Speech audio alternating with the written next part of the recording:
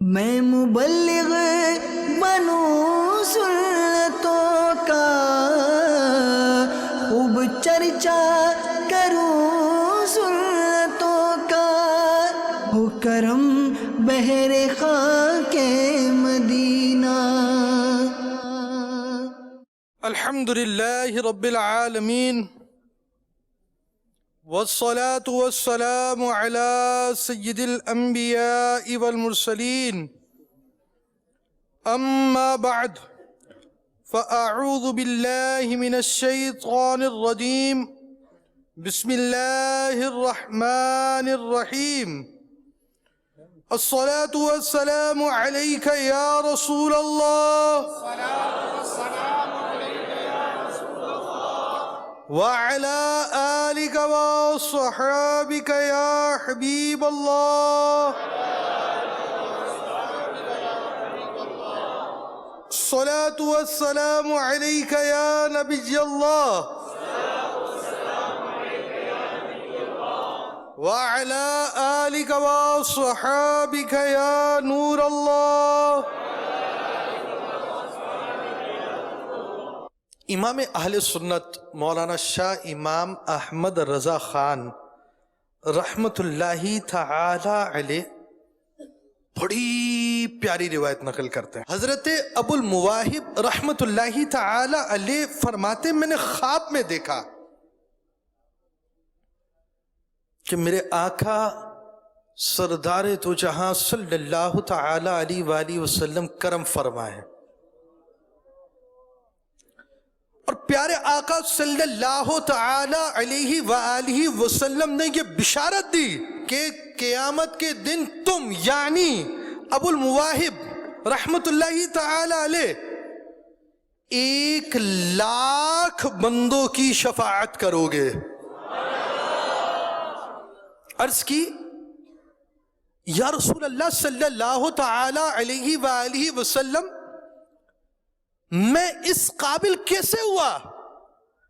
ارشاد فرمایا، اس لیے کہ تم مجھ پر درود پڑھ کر اس کا ثواب میری نظر کرتے ہو، گرچہ ہے بے حد قصور، تم ہو عفو و غفور، بخش دو جرم و خطا تم پہ کروڑوں درود۔ صلو علی الحبیب صلی اللہ تعالی علی محمد۔ اچھا، اس میں درود پاک پڑھنا بھی ہے اور نظر کرنا بھی ہے، یہ کیسے ہوگا؟ بھائی درود پاک پڑھنا تو آتا ہے، درود پاک کے مختلف صیغے آتے ہیں، ہم پڑھتے بھی ہیں، تو درود پڑھنا بھی ہے، نظر کرنا بھی ہے۔ ایصال ثواب کا معاملہ ہوتا ہے، لوگ گھبرا جاتے ہیں، پریشان ہو جاتے ہیں، قاری صاحب کو ڈھونڈتے ہیں، حافظ صاحب کی جستجو کرتے ہیں، امام صاحب کی طرف جاتے ہیں، مؤذن صاحب کو گھر پہ بلاتے ہیں۔ اچھی بات ہے، امام کا تعلق ہونا چاہیے، مؤذن سے رابطہ ہونا چاہیے، حفاظ کا پیچھا ہونا چاہیے، اور قاری صاحبان کی برکت حاصل کرنی چاہیے، مگر ایصال ثواب کرنا کوئی مشکل کام نہیں ہے۔ ایصال ثواب کرنے کے لیے نکاح آپ کا پڑھا گیا ہوگا، اگر آپ نکاح شدہ ہیں تو خطبہ دیا ہوگا، ایصال ثواب کے لیے خطبہ نہیں ہوتا۔ ایصال ثواب کے لیے ہمارے آیتیں پڑھی جاتی ہیں، بڑی اچھی بات ہے، یہ ایک اچھا انداز ہے ایصال ثواب کا۔ آپ کام کر لینے سے پہلے، کام کر لینے کے بعد، جب چاہیں صرف نیت فرما لے، میں نے اس عمل کو ایصال ثواب کیا، ایصال ثواب ہو گیا۔ تو آئیے ہم بھی نیت کر لیتے ہیں کہ ہم نے آج تک جتنے درود پاک پڑھے سب پیارے آقا کو ایصال کر دیے۔ تو آپ کی اگر یہ واقعی نیت ہے، اور انشاءاللہ بولنے کی بھی حاجت نہیں ہے، دل میں ارادہ ہو گیا، جو دلوں پر نظر رکھتے ہیں وہ قبول بھی کر لیتے ہیں۔ صلو علی الحبیب صلی اللہ تعالی علی محمد۔ نیک و جائز کام سے پہلے جس قدر اچھی نیتیں زیادہ، اسی قدر ثواب بھی زیادہ۔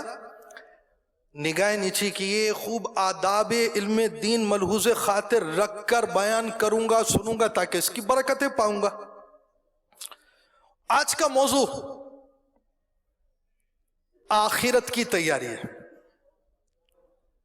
اس بیان کو توجہ کے ساتھ سنوں گا اور اپنے بارے میں غور کروں گا۔ سورۃ المؤمنون آیت نمبر 115 میں اللہ رب العباد کا ارشاد یوں ہے، أَفَحَسِبْتُمْ أَنَّمَا خَلَقْنَاكُمْ عَبَثًا وَأَنَّكُمْ إِلَيْنَا لَا تُرْجَعُونَ۔ میرے آقا امام اہل سنت مولانا شاہ امام احمد رضا خان علیہ رحمت اللہ الرحمن اپنے شعراء آفاق ترجمہ قرآن کنز الایمان میں اس آیت رب الرحمن کا ترجمہ کنز الایمان کچھ یوں کرتے ہیں بیان، تو کیا یہ سمجھتے ہو کہ ہم نے تمہیں بیکار بنایا اور تمہیں ہماری طرف پھرنا نہیں ہے، لوٹنا نہیں ہے؟ قرآن پاک سمجھا رہا ہے، غور کی دعوت دے رہا ہے کہ ہم نے تمہیں کیوں پیدا کیا، اس بات کو سمجھا رہا ہے۔ اے عاشقان رسول، اس بات کو سمجھنے والے، اس بات کو جاننے والے، اس بات کو عملی طور پر ماننے والے وہ افراد ہیں کہ گزرے ہوئے صدیاں ہو جاتی ہیں، عرصے ہو جاتے ہیں، سینکڑوں سال بیت جاتے ہیں، ان کے مزارات بن جاتے ہیں، مگر ان کا ذکر باقی رہتا ہے، ان کا تذکرہ ہوتا ہے۔ اور عاشقان رسول، عاشقان صحابہ و اہل بیت، عاشقان اولیاء و علماء ان کا تذکرہ کرتے رہتے ہیں، دل میں تسکین پاتے ہیں اور ان کی سیرت سے فائدے حاصل کرتے ہیں۔ اللہ پاک نے بعضوں کو بعضوں پر فضیلت دی۔ لوگ تو بڑے ہوتے ہیں، کچھ علماء ہوتے ہیں، کچھ اتقیاء ہوتے ہیں، کچھ ستھرے لوگ ہوتے ہیں، کچھ اولیاء ہوتے ہیں، کچھ علماء مجتہدین ہوتے ہیں، کچھ اغواث ہوتے ہیں، اور کچھ وہ ہوتے ہیں جنہیں پیارے آقا صلی اللہ تعالی علیہ وآلہ وسلم کی صحبت ملی۔ پیارے آقا صلی اللہ تعالی علیہ وآلہ وسلم نے ان کا تزکیہ فرمایا، انہیں ستھرا کیا، انہیں اجلا کیا، اور جو پیارے آقا صلی اللہ تعالی علیہ وآلہ وسلم جسے اجلا کر دیں تو جو اس چمکتے تارے کی پیروی کر لے وہ بھی ہدایت یافتہ ہو جاتا ہے۔ وہ صحابی ہے کہ جسے پیارے آقا صلی اللہ تعالی علیہ وآلہ وسلم کی ایمان کی حالت پر صحبت ملی اور ایمان کی حالت میں رخصت ہو گیا، اسے جنت ہے، اس کے لیے جنت ہے۔ ہر صحابی نبی، ہر صحابی نبی، اور بعض صحابہ وہ تھے کہ جنہیں صحابہ پر بھی فضیلت ملی، اور انہی میں عشرہ مبشرہ ہے۔ انہی میں سے ایک حضرت سیدنا زبیر بن عوام رضی اللہ تعالیٰ عنہ، یہ انتہائی کامیاب تاجر تھے۔ تاجر کی عمومی سوچ نفع کی ہوتی ہے۔ ایک بار حضرت سیدنا زبیر بن عوام رضی اللہ تعالیٰ عنہ نے اپنا ایک گھر 6 لاکھ میں فروخت کیا۔ آپ نے سستا بیچا تھا، عرض کی گئی آپ نے یہ نقصان کیا، سستا بیچ دیا، مکان تو عالی شان تھا۔ ارشاد فرمایا ہرگز نہیں، نقصان نہیں ہے، خدا کی قسم تم جان لو کہ میں نے نقصان نہیں اٹھایا، کیونکہ میں نے یہ مال راہ خدا میں دے دیا ہے،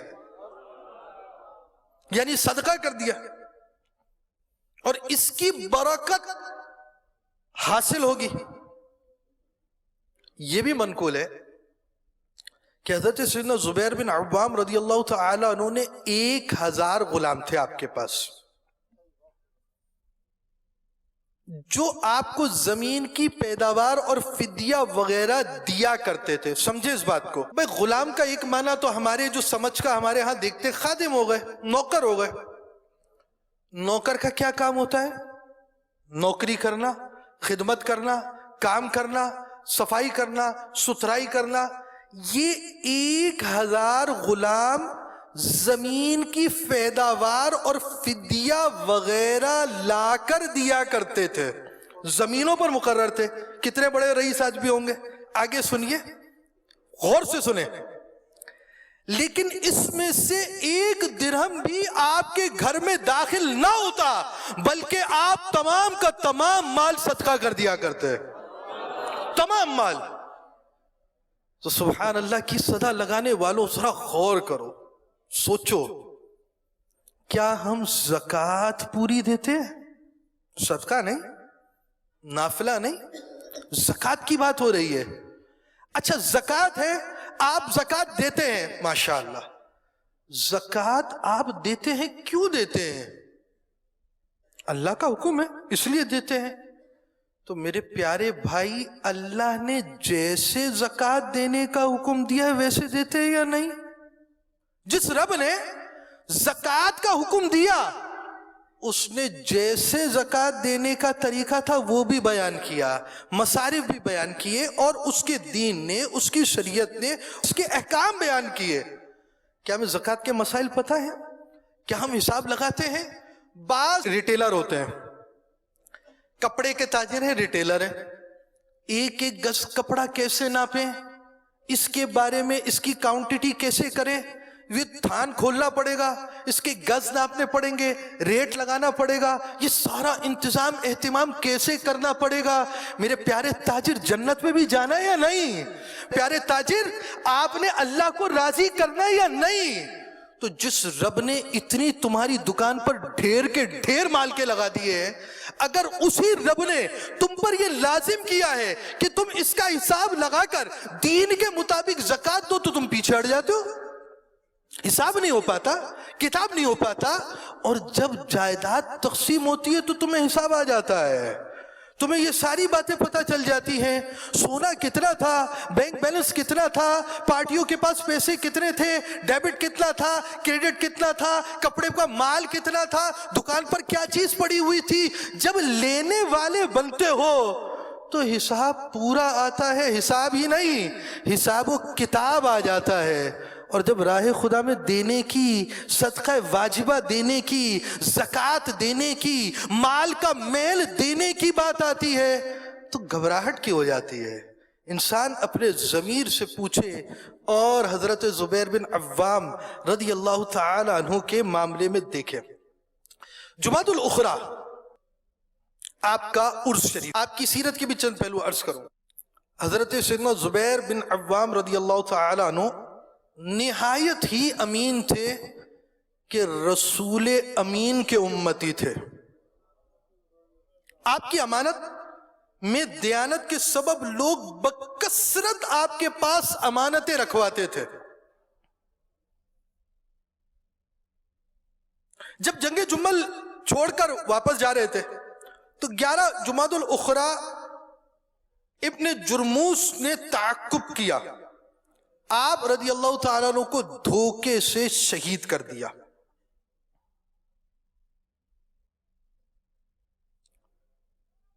پیارے آقا مکی مدنی مصطفیٰ صلی اللہ تعالی علیہ وآلہ وسلم نے ان کے بارے میں جو ان کی زندگی میں ارشاد فرمایا تھا، ہر نبی کا ایک حواری یعنی جانثار ہوتا ہے، اور میرے حواری زبیر ہیں. صحابہ کی کیا شان ہے کہ ان میں بعض پیارے آقا کے حواری ہیں، اور ہر صحابی جنتی ہے. ہر صحابی نبی، ہر صحابی نبی، 4 یار نبی، صلو علی الحبیب صلی اللہ تعالی علی محمد. یہ صحابی تھے، ان کی زندگی تھی، کس انداز سے گزاری. ہم اپنے بارے میں غور کریں. ہماری ہر سانس موت کے قریب آ رہی ہے. ہماری ہر سانس دنیاوی زندگی کے اختتام کی طرف جا رہی ہے. ہماری ہر سانس ہمیں قبر کے گھڑے کی طرف لے کر جا رہی ہے. ہماری ہر سانس ہمیں اس دنیا کے عالم سے دوسرے عالم کی طرف لیتے ہوئے دھکیل رہی ہے. ہماری ہر سانس ہمیں موت کے فرشتے سے ملا رہی ہے. ہر سانس زندگی مختصر کرتی جا رہی ہے. پھر ایک وقت وہ آئے گا کہ انسان کی عقل تو باقی رہے گی مگر سانسیں باقی نہ ہوں گی. وہ وقت ایسا ہوگا کہ ایک مرتبہ سبحان اللہ کہہ کر اپنی نیکیوں میں اضافہ کرنے کا موقع نہ ہوگا. بڑی چھوٹی سی زندگی ہے، غور کرنے کی حاجت ہے. پارہ 27 سورۃ الذاریات آیت نمبر 56 میں اللہ پاک کا ارشاد ہے، وَمَا خَلَقْتُ الْجِنَّ وَالْإِنسَ إِلَّا لِيَعْبُدُونَ. ترجمہ کنز ایمان، اور میں نے جن اور آدمی اسی لیے بنائے کہ میری بندگی کریں.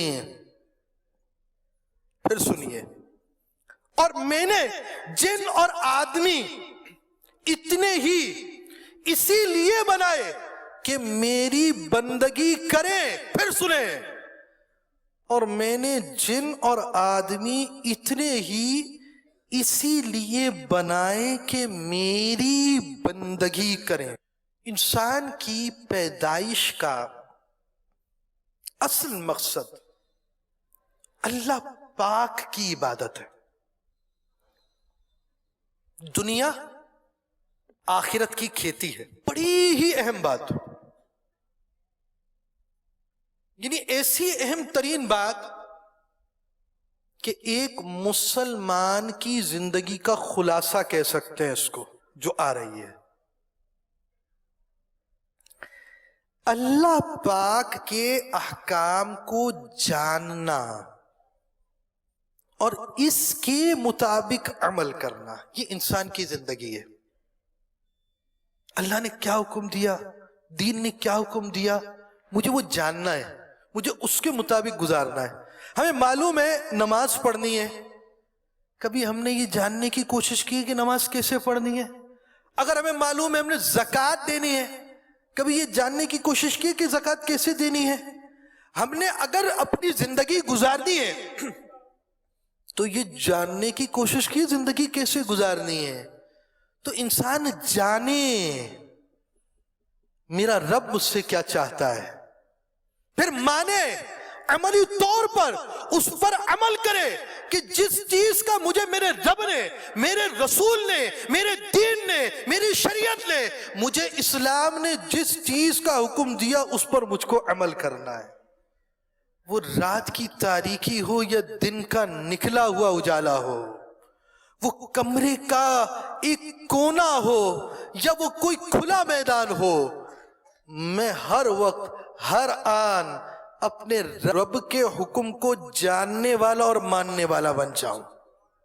زندگی کے مقصد کو پہچانے، رب کا حکم کیا ہے، اور اپنے اصل مقصد عبادت الہی کو پیش نظر رکھ کر حکم الہی کے مطابق عبادت الہی بجا لائے. اور رب کریم کا فضل اگر شامل حال رہا تو آخرت کا بہتر سامان ہونے کی امید ہے. امتحانات خواہ مدارس کے ہوں، جامعات کے ہوں، اسکولز کے ہوں، کالج کے ہوں، یونیورسٹیز کے ہوں، انسٹیٹیوشنز کے ہوں، طلبہ بڑی تیاری کرتے ہیں، بڑی تیاری کرتے ہیں. اور آخرت کا وہ امتحان کی جو طے تو ہے مگر ڈیٹ نہیں ہے کب شروع ہو جائے، اس کی تیاری کا ہمارا کتنا ذہن ہے. اور ہم آخرت کے معاملے میں عجیب و غریب کیفیت میں. بطور مسلمان ہمیں یقین ہے کہ ہم نے ایک دن مرنا ہے, اندھیری قبر میں اترنا ہے, اور نہ جانے کتنے سال برزخ میں, قبر میں رہنا ہے. پھر قیامت میں قائم ہونا ہے, پھر میدان محشر اور حساب کتاب کا معاملہ ہے. تو ہمیں ان تمام مراحل کی تیاری کرنی چاہیے.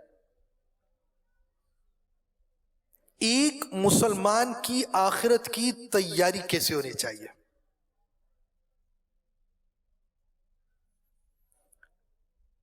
مکتبۃ المدینہ کی کتاب احیاء العلوم جو ترجمہ کی ہے مکتبۃ المدینہ نے,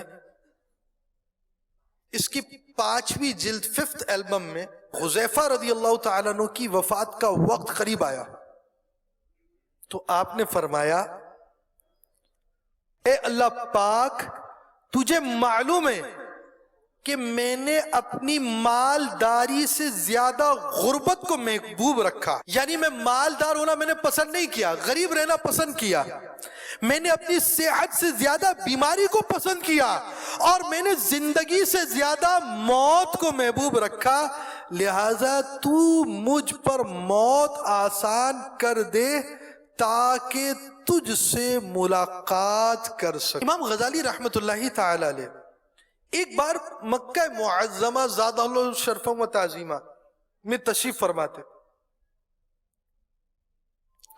ظاہری شان و شوکت, لباس, حلیہ ایسا کچھ نہ تھا, نہایت سادے اور معمولی قسم کے لباس پہنے ہوئے. حضرت سیدنا عبد الرحمن توسی رحمت اللہ تعالی نے عرض کی, آپ کے پاس اس کے علاوہ اور کوئی کپڑا نہیں ہے؟ بہت ہی سادہ کپڑا پہنا ہے, تھوڑا سا اچھا کپڑا پہن لے. آپ وقت کے امام ہیں, قوم کے پیشوا ہیں, ہزاروں لوگ آپ کے مرید ہیں. آپ رحمت اللہ تعالی علیہ نے جواب دیا, ایسے شخص کا لباس کیا دیکھتے ہو جو اس دنیا میں ایک مسافر کی طرح مقیم ہو, اور جو اس کائنات کی رنگینیوں کو ختم ہونے والی اور وقتی جانتا ہو کہ یہ ایک وقت کے لیے ہے, تو اس کو ایسے لباس کی کیا حاجت جب کائنات کے آقا مکی مدنی مصطفیٰ صلی اللہ تعالی علیہ وآلہ وسلم اس دنیا میں آپ کی حالت شریف ایسی تھی جیسے مسافر, اور کچھ مال و زر اکٹھا نہ کیا تو میری کیا حیثیت اور کیا حقیقت ہے. امام غزالی رحمت اللہ تعالی علیہ تصوف کے امام, باطنی علوم, دل سے تعلق رکھنے والے علوم, چھپی ہوئی باتوں کی طرف توجہ دلانے والے علم, پوشیدہ کیفیت, دل میں پائے جانے والے غصے, دل میں پائے جانے والے بغض, دل میں جائی جانے والی علامتیں, اور ان کے تعلق سے معلومات فراہم کرنے والے عالم نہیں, عالم ہی نہیں, اس شعبے کے علماء کے بھی امام ہیں. اور جمادی الاخری 14 تاریخ آپ کا عرس شریف ہے. آپ ابو حامد محمد بن احمد غزالی شافعی رحمت اللہ تعالی علیہ ہیں. آپ شافعی تھے, اور اللہ کی رحمت سے شافعی حنفیوں میں ایسا پیارا تعلق ہے کہ حنفی شافعی اس عالم کا بکثرت بیان کرتے ہیں. اور اگر آپ نے امام غزالی کا بیان سننا ہو, ان کے مدنی پھول پڑھنے ہو تو احیاء العلوم میں پڑھیں, جانے آپ کی کتابوں میں منہاج العابدین پڑھیں, ایھا الولد پڑھیں. آپ امام غزالی کی کتابیں پڑھیں, کیمیاء سعادت پڑھیں, لڑکے کو نصیحت پڑھیں, تو امام غزالی رحمت اللہ تعالی علیہ کی کتابیں پڑھیں, اور بات بھی ذہن نشین رہے. باطنی علوم کے تعلق سے بڑی اہم بات یہ ہے کہ ہلاکت میں ڈالنے والے اعمال کی ضروری معلومات اور ان سے بچنے کے طریقے جاننا فرض ہے. دیکھیں بعض عبادات جس طرح لازم ہے نا فرض ہے. نماز کے بارے میں بچے کو پتا ہوتا ہے, تھوڑا شعور ہوتا ہے. زکوٰۃ کے بارے میں پتا ہوتا ہے, بچوں کو بھی روزوں کا پتا ہوتا ہے رمضان مبارک کے روزوں کے تعلق سے. تو بعض عبادتیں, حج کا پتا ہوتا ہے لیکن اتنی تفصیل بچوں کو نہیں پتا ہوتی ہے. حج اپنے شرائط کے ساتھ کس انداز سے فرض ہوگا یہ تو حج پہ جانے والوں کو بھی پتا ہو ضروری نہیں ہے. جو عمل ہے, عبادت ہے, جس طرح فرض ہوتی ہے اور انسان اس میں مسئول ہے, پوچھا جائے گا, سوال کیا جائے گا کہ اللہ پاک نے اس پر اس طرح کی عبادتوں کو لازم کیا ہے. اسی طرح کچھ چیزیں, کچھ علم, کچھ جاننے والی چیزیں, کچھ ضروری معلومات, کچھ باتیں ایسی ہیں کہ ان کو سیکھنا بھی اللہ پاک نے, دین نے, پیارے آقا صلی اللہ تعالیٰ علیہ وسلم کی شریعت نے لازم کیا ہے. اور ہر مسلمان, اب کون مسلمان؟ یہ امامے والے مسلمان, یہ داڑیوں والے مسلمان, انہی کی بات نہیں ہو رہی. ہر مسلمان, خواہ آپ کا لباس کوئی بھی ہو, خواہ مدنی چینل پر دیکھ رہے ہوں, خواہ آپ پاکستان میں ہو, خواہ آپ کسی اور ملک میں ہو, خواہ آپ کی داڑھی ہو یا نہ ہو, خواہ آپ نے ٹوپی پہنی ہو یا نہ پہنی ہو, خواہ آپ پینٹ شرٹ والے ہوں, خواہ آپ قمیص شلوار والے ہوں, جو بھی حلیہ ہو آپ کا, ہر مسلمان پر جس طرح بعض عبادتیں لازم ہیں اسی طرح ہر مسلمان پر علم حاصل ہے. خواہ وہ عورتیں ہوں, خواہ وہ مرد ہوں, خواہ وہ لڑکپن میں ہوں, خواہ وہ بڑھاپے پہ ہوں. جیسے عاقل بالغ ہو گئے, یعنی آپ سمجھے آلموسٹ 15 سال کی عمر کے بعد تو سب بالغ ہو گئے. اور ہمارے یہاں ویسے بھی ہجری سن سے تو حساب لگاتے ہی نہیں ہیں, مدنی سالوں سے حساب کا رواج ہی کم ہے. عیسوی ہو تو تقریباً 15 بن جاتا ہے. یہ 10 دن کا ہر سال میں ویسے فرق آتا ہے, یہ ایک الگ بات ہے. خیر, مدنی منی 9 سال کی عمر کے بعد کبھی بھی بڑی ہو جاتی ہے, مدنی منہ 12 سال کی عمر کے بعد کبھی بھی بڑا ہو جاتا ہے. تو بچہ ہو یا بچی, جب وہ بڑے ہو جائے اس کے بعد سے لے کر ان کو ضروری معلومات حاصل کرنا ضروری ہے, جس میں اسلامی عقیدے, اسلامی نظریات, اسلام کے بنیادی اصول, بنیادی باتیں, اللہ رسول کے بارے میں ہمیں بنیادی طور پر کیا ذہن ہونا چاہیے وہ, اور اپنے مسائل, نماز کے, روزے کے, حلال و حرام کے مسائل, یہ سیکھنا بھی ضروری ہے. ساتھ بڑی اہم بات, امام غزالی نے جو کتابیں لکھی ہیں وہ بڑی اہمیت کی حامل ہے. چغلی, حسد, تکبر, یہ ساری چیزیں, ان سے بچنے کے طریقے بھی پتہ ہوں. غیبت کس کو کہتے ہیں, حسد کسے کہتے ہیں, بغض کسے کہتے ہیں, شماتت کس کو کہتے ہیں, یہ ساری چیزوں کی معلومات ہونا یہ ضروری ہے. آپ نے کالج میں تو بڑے لیکچر سنے ہیں, آپ نے سکول سے بہت کلاسز لی ہیں, آپ ایپٹیٹیوڈ کے بڑے پابند رہے ہیں, مگر اپنی ضمیر کی عدالت میں کبھی ایک کلاس لگائیں, پہنچے, میں نے بڑا پڑھا ہے مگر جو میرے رب نے مجھ پر لازم کیا وہ میں نے کتنا پڑھا ہے, میں نے اتنا پڑھا ہے, میں دیکھ کر قرآن پڑھ سکتا ہوں یا نہیں پڑھ سکتا, میں نماز بھی درست پڑھتا ہوں یا نہیں پڑھتا. اسے جانے, پھر یہ بھی جانے کہ میں نے ان علوم کو کتنا حاصل کیا ہے. دوسری بات, اسی طرح نجات دلانے والے اعمال کی ضروری معلومات اور انہیں حاصل کرنے کے طریقے جاننا بھی فرض ہے. اخلاص کیا ہے, میں مخلص اخلاص والا کیسے بنوں, صبر کیا ہے, میں صبر والا کیسے بنوں, صابر کیسے بنوں, شکر کیا ہے, میں شاکر شکر والا کیسے بنوں. ان سب معلومات کو جاننا فرض ہے, آپشنل نہیں ہے, لا نہیں, کمپلسری ہے, لازم ہے. عاقل بالغ پر لازم ہے کہ وہ ان چیزوں کو جانے, اور امام غزالی رحمت اللہ تعالی علیہ کی کتابیں اس بارے میں بڑا اہم کردار ادا کرتی ہیں. اور یاد رہے, امیر اہل سنت کی دامن کی بڑی برکت ہے. ہمیں آپ نے مدنی انعامات عطا فرمائے، مدنی انعامات کے ذریعے اخلاق کی بہتری، اعمال کی درستی اور علم حاصل کرنے کا بھی ذریعہ ہے۔ اس میں مدنی انعام نمبر 68 ہے، کیا آپ نے اس سال کم از کم ایک بار امام غزالی رحمت اللہ تعالی علیہ کی آخری تصنیف منہاج العابدین سے توبہ، اخلاص، تقوی، خوف و رجا، عجب و ریا، آنکھ، کان، دل اور پیٹ کی حفاظت کا بیان پڑھ یا سن لیا؟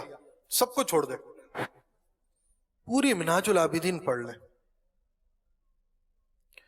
کامیاب عبادت گزار کون ہے؟ یعنی یوں میں نے جیسے آپ کو کہا نا کہ رب مجھ سے کیا چاہتا ہے، رب چاہتا ہے کہ میں کیسی عبادت کروں۔ اگر آپ یہ جاننا چاہتے ہیں نا تو منہاج العابدین پڑھ لیں کہ مجھے کس طرح کی عبادت کرنی ہے۔ کامیاب عبادت گزار کون ہے؟ امام غزالی کی آخری تصنیف ہے، اور یہ بھی اصول ہے، بندہ جب قلم پکڑ کر لکھ رہا ہوتا ہے، جتنی عمر زیادہ ہو جاتی تجربات بڑھ جاتے ہیں۔ جب امام المتصوفین یہ امام غزالی کی آخری تصنیف ہوگی، آپ کے تجربات، آپ کا قلم، آپ کا انداز کیسا ہوگا، تو عبادت کیسی کرنی چاہیے، جیسی منہاج العابدین میں لکھی ہے ایسی کرنی چاہیے۔ آپ پڑھیں اور دیکھیں امیر علیہ سنت کی کیسی برکت ہے۔ ہم اگر امام غزالی کو نہیں جانتے تو اس کی پہچان ہمیں امیر علیہ سنت کی وجہ سے ہو جاتی ہے۔ ہمیں کتب و رسائل امام غزالی کے پتہ نہیں ہے، ہمارے لیے سونا ہے، ہمارے لیے قیمتی چیزیں ہیں۔ امیر اہل سنت نے ڈھونڈ ڈھونڈ کر یہ سونے، یہ موتی، یہ جواہرات آپ کو تشت میں ڈال کر پیش کر دیا، آپ قبول کر لیں۔ کون ہے قبول کرنے والا؟ کون ہے لینے والا؟ کون ہے اپنانے والا؟ کون ہے اسے زندگی پر نافذ کرنے والا؟ کہ امام غزالی کے یہ مدنی پھولوں کا دروازہ بھی امیر اہل سنت نے آپ کو عطا فرمایا۔ دعوت اسلامی کے مدنی ماحول سے عملی طور پہ وابستہ رہیں، عملی طور پہ وابستہ رہیں گے، اس کی برکتیں ہوگی۔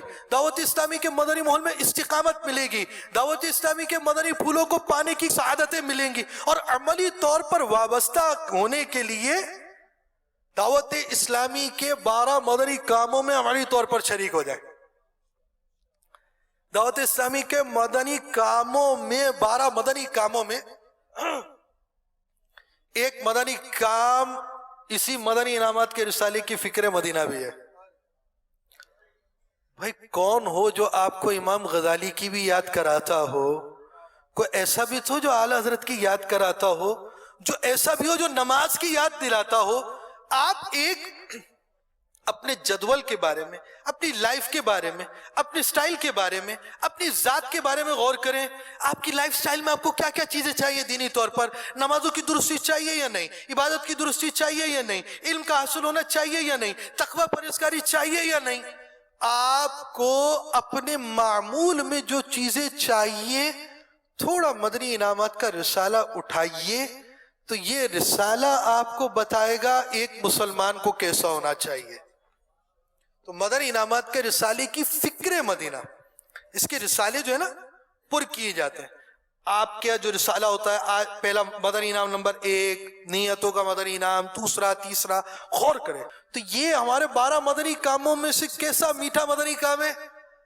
یہ آپ کو مقصد حیات یاد کرانے والا مدنی کام ہے۔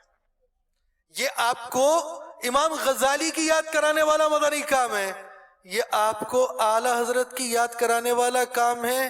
یہ آپ کو پیارے آقا کی میٹھی میٹھی سنتیں یاد کرانے والا مدنی کام ہے۔ تو فکر مدینہ روز کریں اور اس کی برکتیں حاصل کریں۔ فکر مدینہ پہ استقامت پانے کے لیے ہر ماہ کی پہلی تاریخ کو مدنی انعامات کا رسالہ اپنے ذمہ دار کو جمع کروا دیں۔ موبائل ایپ کے ذریعے ہو سکتا ہے۔ جہاں آپ اپ گریڈ ہو گئے، ان میں ایک تعداد یہ ہوگی کہ بچپن میں موبائل دیکھا ہی نہیں ہوگا، جو بڑے ہیں بعد میں موبائل دیکھا، ایمرائڈ موبائل کا خواب بھی دیکھا تھا، آج جیب کے اندر ہے۔ آج دادا ابا بھی ایمرائڈ موبائل یوز کر رہے ہوتے ہیں۔ تو اب یہ تو سب کو آ گیا، لیکن اس ترقی سے آپ کے دین کی ترقی کتنی ہوئی؟ اس ایمرائڈ موبائل میں امیر اہل سنت کی اپلیکیشن ہے یا نہیں ہے؟ اس موبائل کے اندر مدنی انعامات کی اپلیکیشن ہے یا نہیں ہے؟ اس موبائل میں آپ نے کیا چیز رکھی ہے؟ یہ موبائل کے ذریعے آپ اپ گریڈ تو ہوئے، آپ اپنی دینی حالت کو بھی اس موبائل کے ذریعے اپ گریڈ کر دیجئے۔ اس میں وہ چیزیں رکھیں جو آپ آسانی سے رکھیں. ہر ماہ آپ نے خود روزانہ فکر مدینہ کی الارم لگا دیا, فکر مدینہ کر لی, اوقات الصلاح کی اپلیکیشن رکھ دی, نمازوں کا آپ کے پاس الارم ہو گیا, آپ کے پاس یہ الارم ہو گیا. خود آپ کو یاد دہانی کرنے کے لیے آپ کے پاس آپ کا موبائل موجود ہے, اسے کیجئے, پر کیجئے, ہر ماہ وہیں سے سبمٹ کر دیجئے تاکہ آپ کا پہلی ہی تاریخ کو کام ہو جائے. تو ہمیں چاہیے یہ کہ ہم دعوت اسلامی کے مدنی کاموں سے عملی طور پر وابستہ رہیں اور اپنی آخرت کی تیاری میں مصروف ہو جائیں. دیکھیں اللہ اللہ اللہ اللہ, اپنی آخرت کی بہتری کا ایک ذریعہ اچھی صحبت بھی ہے. اچھی صحبت کے بڑے ہی پیارے فوائد ہیں. قرآن پاک سے میں آپ کو ایک آیت سناتا ہوں. سورہ کہف میں اللہ پاک ارشاد فرماتا ہے وَكَلْبُهُمْ بَاسِطٌ ذِرَاعِهِ بِالْوَسِيدِ. ترجمہ کنز الایمان, اور ان کا کتا اپنی کلائیاں پھیلائے ہوئے غار کی چوکٹ پر. کیا یہ کون سا کتا تھا؟ یہ اصحاب کہف کا کتا تھا. کتا بھی کیسا خوش بخت ہے, نسبت اولیاء سے ہوئی تذکرہ قرآن میں ہوا کہ اولیاء کی نسبت کی بھی کیا بات ہے کہ نسبت اس کو پیارے آقا صلی اللہ تعالی علیہ وآلہ وسلم کے امت کے اولیاء سے نہیں تھی. افضل اولیاء پیارے آقا صلی اللہ علیہ وسلم کی امت میں ہے, اور ان اولیاء امت میں افضل ترین صحابہ ہیں. یہ صحابہ سے نسبت نہیں تھی, دیگر عامی اولیاء امت مصطفیٰ سے محبت نہیں تھی, پچھلی امت کے اولیاء سے اسے نسبت تھی. تذکرہ اس کا قرآن میں ہوا کہ یہ نیک لوگوں کی ایسی برکت ہے, اور قیامت تک کے مسلمانوں کے لیے پیغام ہے کہ اولیاء کی نسبت کی کیا شان ہے, کیا شان ہے. تو اولیاء کی نسبت غیر مکلف, اس کتے سے کوئی سوال جواب نہیں ہونا, اس پہ کوئی عبادت کو لازم نہیں کیا گیا. جب اس سے یہ فائدہ ہو, وہ مسلمان, وہ انسان جو اشرف المخلوقات ہو, وہ مسلمان جو ایمان والا ہو, وہ جو پیارے آقا صلی اللہ تعالی علیہ وآلہ وسلم کی امت میں ہو, اور وہ اولیاء کے نقش قدم پر چلے. سورہ فاتحہ تو آپ پڑھتے ہی ہوں گے, نماز میں دعائیں مانگتے ہوں گے کہ مولا مجھے سیدھی راہ پر چلا. راستہ ان کا جس پر تو نے انعام کیا, انعام یافتگان کے اس راستے کی دعائیں مانگنے والے جب ان کی سیرت پر چلتے ہوں گے تو کیسی برکتیں پائیں گے. تو صحبت بڑی اہم ہے, بڑی اہم ہے, بڑی اہم ہے انسان کی درستی کے لیے. صحابہ کا نام سن کر دل عظمت سے ڈوب جاتا ہے, جھک جاتا ہے, کیونکہ انہیں صحبت ملی تھی پیارے آقا کی, انہیں صحبت ملی پیارے آقا کی. تو یہ چیز صحبت کی بڑی اہمیت ہے. جب نیک لوگوں کی صحبت ملے گی اس کی برکتیں حاصل ہوگی. صلو علی الحبیب صلی اللہ تعالی علی محمد. میں مبلغ بنوں سنتوں کا, خوب چرچا کروں سنتوں کا, ہو کرم بہر خان